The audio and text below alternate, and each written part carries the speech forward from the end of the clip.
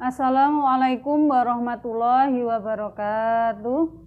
Alhamdulillahilladzi hadana li hadza wa ma kunna linahtadiya laula an hadanallah.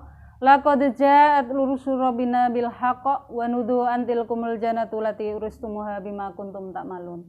Asyhadu alla ilaha illallah wa asyhadu anna Muhammadar Rasulullah sallallahu alaihi wasallam wa ala alihi wa ashabihi amma ba'du. Di sini saya akan melanjutkan dari makna Al-Quran yang kemarin, yaitu surat Al-Fatihah. Kita lanjutkan dengan surat Al-Baqarah ayat pertama. Langsung saja dibuka Al-Qurannya, kita simak. A'udzu billahi minasyaitonirrajim. Bismillahirrahmanirrahim. Alif Lam Mim. Jadi ayat Alif Lam Mim itu adalah ayat mutasabihat. Wa ma ya'lamu ta'wilahu illallah. Jadi tidak ada yang mengetahui arti ayat ini melainkan Allah.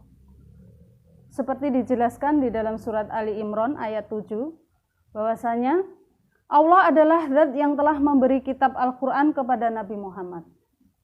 Dan sebagian dari Al-Quran itu mengandung hukum atau tentang hukum. Nah, itu menjadi pokoknya Al-Quran. Dan adapun yang lain itu adalah ayat-ayat yang serupa. Ya, termasuk ayat mutasabihat ini. Atau ayat-ayat yang memang di situ sama, serupa. Mungkin di dalam contoh ya. Di dalam surat Al-Mu'minun ada tentang ceritanya Nabi Nuh, yaitu tentang Allah perintah kepada Nabi Nuh untuk membuat perahu atas pengawasan dan perintah Allah. Kemudian di dalam surat Hud ayat 37 juga ada lagi menceritakan tentang Allah perintah kepada Nabi Nuh untuk membuat perahu atas pengawasan dan perintah Allah. Nah, maka adapun orang-orang yang hatinya nyimpang, mereka itu mencari-cari arti dari ayat mutasabihat itu. Padahal sudah dijelaskan bahwasanya ayat mutasabihat itu tidak ada yang mengetahui artinya kecuali Allah.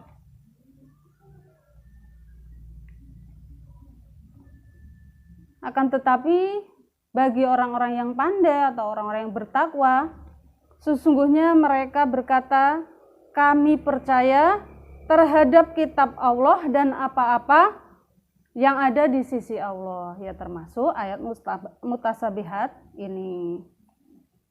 Dan tidak mengambil peringatan kecuali mereka orang-orang yang berakal. Hanya orang-orang yang berakalah atau orang-orang imanlah yang bisa mengambil peringatan. Jadi di dalam Al-Quran itu ada isinya itu hukum-hukum. Jadi di situ ada perintah. Jadi apa yang menjadi perintah ya kita kerjakan sungguh-sungguh. Dan juga ada larangan. Jadi apa yang menjadi larangan ya kita jauhi sejauh-jauhnya. Kemudian ada cerita. Jadi di dalam Al-Quran itu juga ada cerita yang di situ kita wajib untuk mempercayainya. Ya, termasuk ayat mutasabihat ini ketika sudah dijelaskan bahwa tidak ada yang mengetahui arti ayat ini melainkan Allah, ya kita percaya. Kita tidak usah mencari arti ayat ini. Lanjut. Dalika demikian itu Al-Quran. Itu Alkitabu kitab. La roiba tidak ada ragu-ragu atau tidak ragu-ragu fihi di dalam kitab.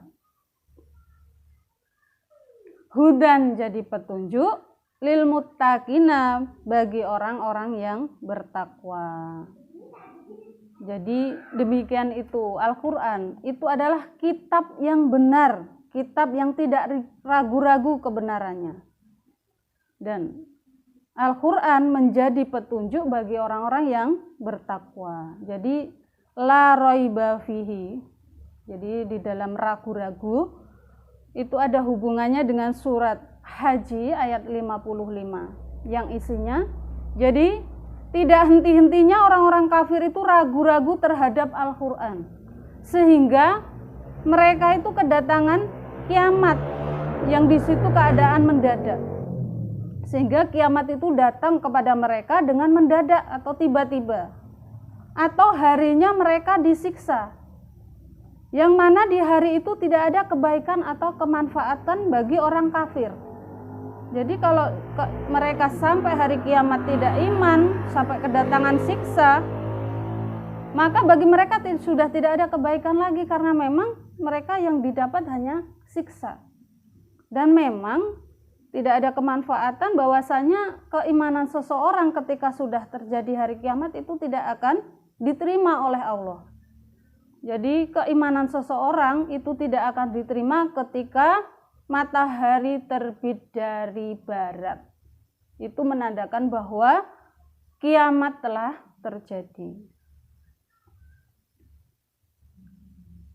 Nah, adapun orang-orang yang bertakwa, yaitu alladzina, orang-orang yu'minuna, percaya mereka bil ghaibi, dengan barang gaib,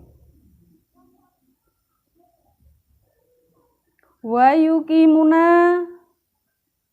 yang menetapi mereka as-sholata, pada sholat, wa mimma, dan dari apa-apa, razaqnahum, yang telah memberi rizki siapa Allahum pada mereka, yunfikuna, sama menginfakkan mereka. Nah, lalu orang yang bertakwa itu adalah orang-orang yang percaya atas barang yang gaib, atas sesuatu yang gaib, ya termasuk percaya adanya Allah, percaya adanya malaikat, percaya adanya hari kiamat, percaya surga neraka. Kemudian mereka juga mengerjakan sholat, menetapi sholat. Jadi menetapi sholat itu bisa dari waktunya, tepat waktu, kemudian tumakninah gerakannya, tidak terlalu cepat, tidak kecepatan dalam bergerak di dalam sholat. Kemudian hatinya kusuk, tidak gerambiang.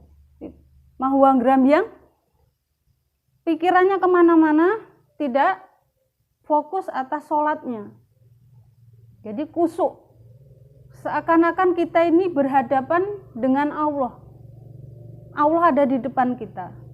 Tempat sujud kita, pandangan kita di tempat sujud.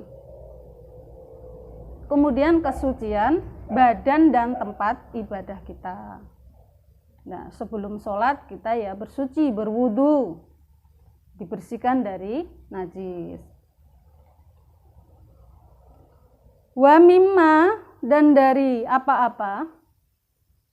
Jadi dari apa-apa yang, dari rezeki yang Allah berikan kepada mereka, mereka juga menginfakkan. Dari sebagian Allah memberi rezeki, mereka menginfakkan. Jadi dari sebagian rezeki mereka, mereka juga menginfakkan. Baik itu yang wajib maupun yang sunnah. Kalau yang wajib ya seperti zakat mal, ketika sudah masuk nisab maka ya wajib dizakati harta itu. Dan orang yang bertakwa itu juga adalah waladina, dan orang-orang yu'minuna, yang iman atau percaya, bima, dengan apa-apa, unzila, yang telah diturunkan apa ma, ilaika, kepada engkau Muhammad, wama, dan apa-apa, unzila, yang telah diturunkan apa ma, min qablik, dari sebelum engkau Muhammad. Jadi wama, dan apa-apa, unzila, yang diturunkan, min qablika, dari sebelum engkau Muhammad. Wabil akhirati, dan terhadap akhirat atau hari akhir atau kiamat, hum, mereka, iku yukinuna, sama percaya mereka. Jadi termasuk orang yang bertakwa, selain mereka mengerjakan sholat, menetapi sholat, kemudian percaya dengan adanya Allah, malaikat, surga, neraka, dan juga menginfakkan dari sebagian rezeki mereka. Nah, orang yang bertakwa itu juga mereka percaya terhadap apa-apa yang diturunkan kepada Muhammad, yaitu Al-Quran, dan juga apa-apa yang sebelum diturunkan sebelum Al-Quran, yaitu Zabur, Taurat, dan Injil, yaitu yang mana kitab Taurat itu dibawa oleh atau diturunkan kepada Nabi Musa. Kemudian kitab Injil diturunkan kepada Nabi Isa.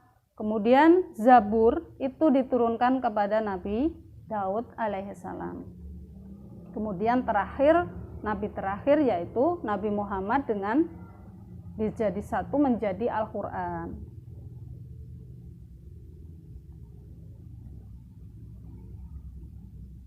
Dan mereka juga percaya adanya hari kiamat. Ulaika, demikian itu mereka orang-orang yang bertakwa tadi, ala hudan, atas petunjuk, mir rabbihim, Tuhan mereka, wa ulaika, dan demikian itu mereka, hum mereka, al muflihuna, orang-orang yang beruntung.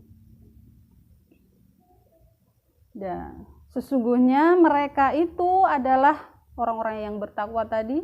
Mereka itu adalah orang-orang yang mendapat petunjuk dari Tuhan mereka. Dan sesungguhnya mereka adalah orang-orang yang beruntung. Kenapa?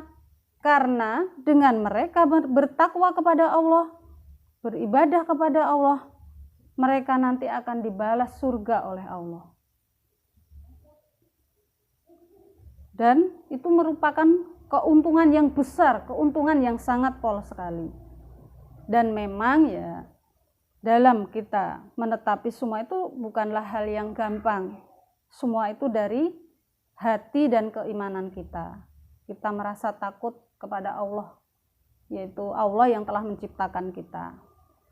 Karena sudah menjadi dalil bahwa ad-dunya sijanul mu'min wa janatul kafir, bahwa dunia itu adalah penjaranya orang iman dan surganya orang kafir. Karena apa? Karena orang iman diberi aturan, mempunyai aturan atau norma-norma agama, dibatasi.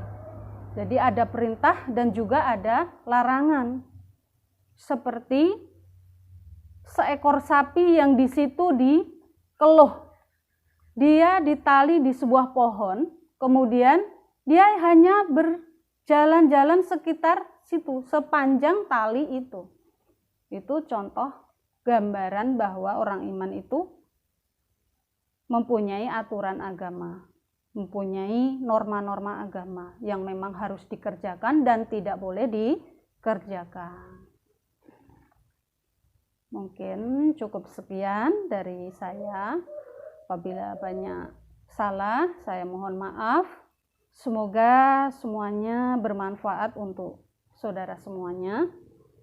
Akhir qauli hadza, assalamualaikum warahmatullahi wabarakatuh.